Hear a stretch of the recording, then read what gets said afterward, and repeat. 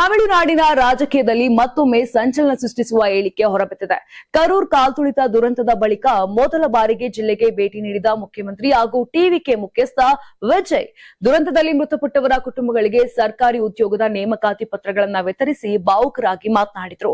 ಇನ್ನು ಇದೇ ವೇಳೆ ದುರಂತಕ್ಕೆ ಸಂಬಂಧಪಟ್ಟ ಆರೋಪಗಳಿಗೆ ಉತ್ತರ ನೀಡಿದ ಅವರು ಅಂದಿನ ಡಿಎಂಕೆ ಸರ್ಕಾರ ಮತ್ತು ಪೊಲೀಸ್ ವ್ಯವಸ್ಥೆಯ ವಿರುದ್ಧ ತೀವ್ರ ವಾಗ್ದಾಳಿಯನ್ನ ನಡೆಸಿದ್ರು.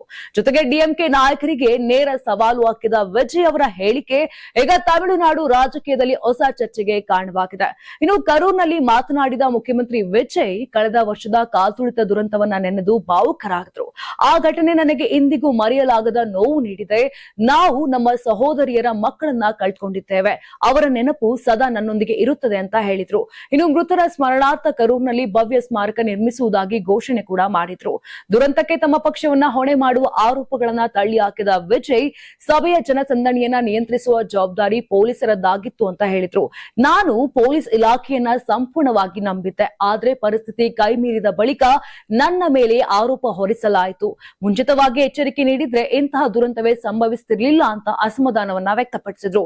ಇದೇ ವೇಳೆ ಸ್ಟಾಲಿನ್ ನೇತೃತ್ವದ ಡಿಎಂಕೆ ವಿರುದ್ಧ ತೀವ್ರ ವಾಗ್ದಾಳಿ ನಡೆಸಿದ ದಳಪತಿ, ನೀವು ಇನ್ನು ಅಧಿಕಾರದಲ್ಲಿದ್ದೇವೆ ಅಂತ ಭಾವಿಸುತ್ತಿದ್ದೀರಾ? ನಿಮ್ಮ ಸರ್ಕಾರ ಈಗ ಇತಿಹಾಸವಾಗಿದೆ.